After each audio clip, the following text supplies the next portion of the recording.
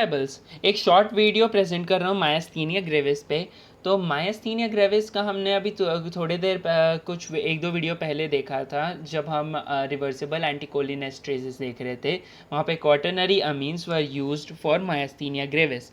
तो myasthenia gravis अब यहाँ पे कैसे मैनेज होती है या मायस्थीनिया ग्रेविस क्या है, इसके बारे में हम देखेंगे। तो सबसे पहले देखते हैं मायस्थीनिया ग्रेविस क्या है।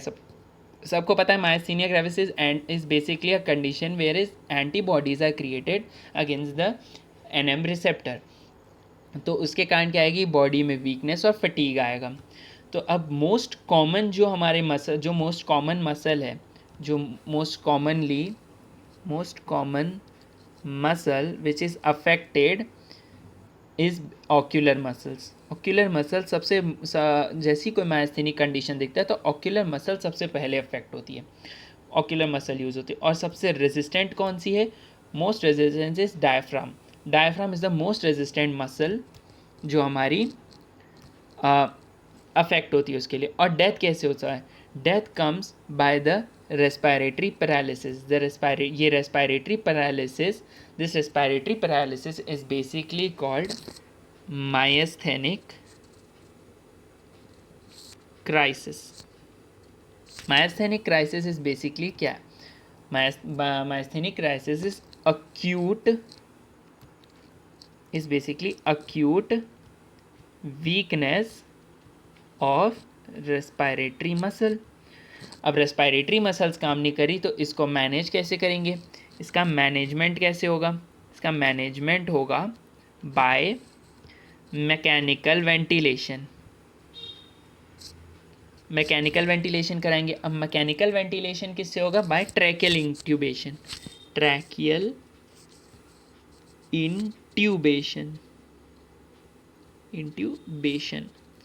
हमने ट्रैकियल इंट्यूबेशन करा दिया, मतलब ट्रैकिया में ट्यूब डालेंगे जिससे मैकेनिकल ब्रीदिंग होते रहेगी।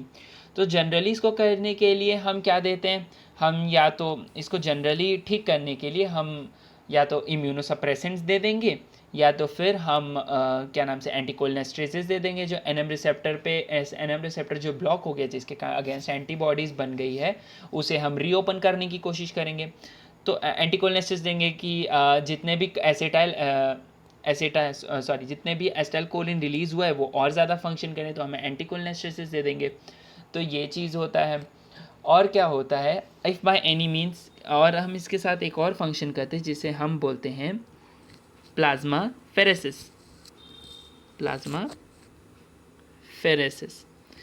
फेरेसिस क्या है, plasma pheresis is basically removing the blood from the blood stream and separating it between plasma and blood cells के बीच में से सेपरेट कर देंगे ब्लड स्ट्रीम को। प्लाज्मा, अब ब्लड सेल्स को वापस इन्फ्यूज़ कर दिया जाएगा बॉडी के अंदर और प्लाज्मा सेल्स को रिमूव कर दिया जाएगा। इसको रिमूव करने का क्या है, क्योंकि प्लाज्मा में ही हमारे सारे एंटीबॉडीज़ प्रेजेंट है तो सारे एंटीबॉडीज़ का रिमूवल हो रहा है। बेसिकली एंटीबॉडीज़ रिमूवल हो रहा है क्योंकि इसी में सारे एंटीबॉडीज़ हमारे प्रेजेंट हो रहे हैं, तो एंटीबॉडी रिमूव करते हैं। तो इस वे में मायस्थेनिक क्राइसिस को हम मैनेज करते हैं और इसे ठीक करने की कोशिश करते हैं, इससे सस्टेन करने की कोशिश करते हैं। अब मायस्थीनिया ग्रेविस में बेसिकली क्या हो रहा है, मायस्थीनिया ग्रेविस में दो टाइप के मायस्थीनिया ग्रेविस, एक होगा जनरलाइज मायस्थीनिया ग्रेविस और एक है ऑक्यूलर मायस्थीनिया ग्रेविस। क्योंकि मैंने सिंपल बताया सबसे मोस्ट अफेक्टेड मसल्स होंगी ऑक्यूलर मसल्स। तो अब ऑक्यूलर मसल्स में हम अब सबसे पहले देखते हैं कि जनरलाइज मायस्थीनिया ग्रेविस में क्या हो रहा है। अब जनरलाइज मायस्थीनिया ग्रेविस को ठीक करने के लिए हम पायरिडोस्टिगमिन ज़्यादा प्रेफर करते हैं। The drug of choice is pyridostigmine and it is more preferred than neostigmine.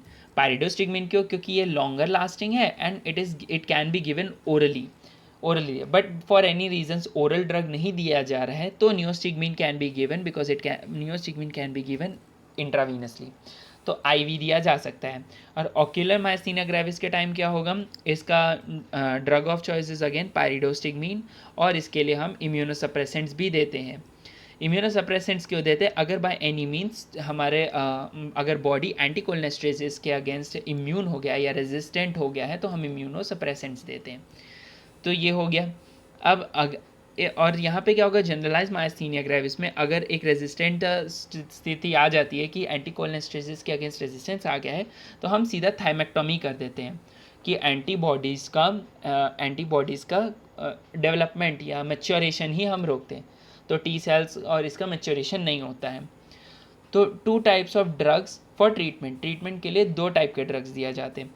कौन कौन से टाइप के? एक जो हमारे एनएम रिसेप्टर के ब्लॉक को ओवरकम कर सके, और दूसरे हैं इम्यूनोसप्रेसेंट्स या सीधा antibody removal from the body. Antibody removal of the body के बारे में अभी ऊपर मैंने बताया था, प्लाज्मा फेरेसिस। तो ये हो गया। तो अब हम इम्यूनोसप्रेसेंट देते। इम्यूनोसप्रेसेंट्स या removal is a definitive treatment, for sure work करना है, बट इसके अपने अलग साइड इफ़ेक्ट्स होते हैं। तो सबसे पहले देखते हैं overcoming of inhibition on NM receptor. अब इसको हम कैसे देखेंगे? ये सिम्टोमेटिक ट्रीटमेंट है बेसिकली। जो सिम्टम्स हमें दिख रहे हैं, जैसे वीकनेस दिख रही, फटीग दिख रही है, उसको कम करने के लिए हम दे रहे हैं। तो अब मसल में हमें वीकनेस हटानी है, तो एसिटाइल कोलिन और बढ़ा दो। एसिटाइल कोलिन बढ़ेगा तो फंक्शनिंग बढ़ जाएगी। तो उसके लिए हम क्या देते हैं? हम देते हैं पाइरिडोस्टिगमिन देंगे और या नियोस्टिगमिन देंगे, और उसके साथ साथ में एट्रोपिन भी देते हैं, क्योंकि पाइरिडोस्टिगमिन और नियोस्टिगमिन का अपने आप में मस्कैरिनिक रिसेप्टर्स पे भी फंक्शन होता है। तो अब ये तो कर रहे हैं कि हम एनएम रिसेप्टर का फंक्शन बढ़ा रहे हैं, पर उसके कारण मस्कैरिनिक भी फालतू में बढ़ता जा रहा है। तो उसके लिए हम एट्रोपिन दे देते हैं, जो मस्कैरिनिक ओवरडोज को प्रिवेंट करता है। तो ये इसलिए हम देते हैं एंटीकोलिनेस्टेसिस। और क्या देते हैं? अब हम देते हैं एंटीबॉडी रिमूवल करा देंगे, या तो प्लाज्मा फेरेसिस, या तो फिर क्या होगा, इम्यूनोसप्रेसेंट्स या डेफिनेटिव ट्रीटमेंट। इम्यूनोसप्रेसेंट्स कौन कौन सा? सबसे mostly use drug of choice is prednisolone. Prednisolone हम यूज़ करते हैं 30 to 60 milligram per day for 1 to 3 months. ये हम स्टार्ट करते हैं। अब प्रेडनिसोल क्या है? Prednisolone is basically a corticosteroid, ये स्टेरॉइड है। अब और कॉर्टिकोस्टेरॉइड का हम जानते हैं अब corticosteroid is basically what, it's kind of like a hormone, और इसका लॉन्ग ड्यूरेशन से हमने देखा है कि it leads to Cushing syndrome. तो उसके लॉन्ग ड्यूरेशन से कशिंग सिंड्रोम होगा। अब प्रेडनिसोल हम 30 to 60 मिलीग्राम पर डे देते हैं for 1 to 3 months, depending upon the patient. और 30 to 60 मिलीग्राम पर डे के बाद जब नीड पड़ती है, तो इट इज़ रिड्यूस्ड और it is tapered down to 10 milligram per day alternatingly. Alternate days में 10 मिलीग्राम देंगे एक दिन में। तो ये हुआ। और अब अगर कशिंग सिंड्रोम का सीन आ रहा है कि कॉर्टिकोस्टेरॉइड्स के लॉन्ग ड्यूरेशन यूज़ से कशिंग सिंड्रोम आ रहा है, तो उसका मेंटेनेंस कैसे करेंगे? तो हम स्टेरॉइड स्पारिंग एजेंट्स देते हैं, मतलब स्टेरॉइड्स को हटाने वाले एजेंट्स। तो वो कौन कौन से होंगे? Most commonly use is azathioprine use होता है। और क्या है? साइक्लोस्पोरिन, जो सबसे फास्टर एक्ट करता है। और क्या क्या होगा? माइकोफिनोलेट या मोफेटिल, रिटक्सीमैब से क्या याद है? मैब मतलब मोनोक्लोनल एंटीबॉडीज़।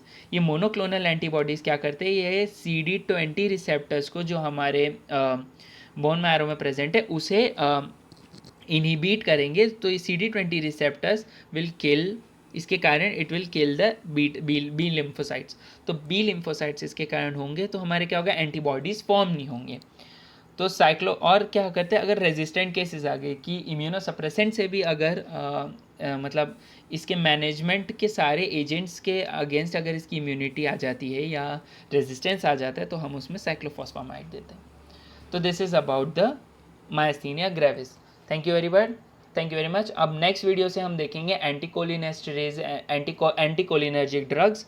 तो thank you very much. Please like, support and subscribe.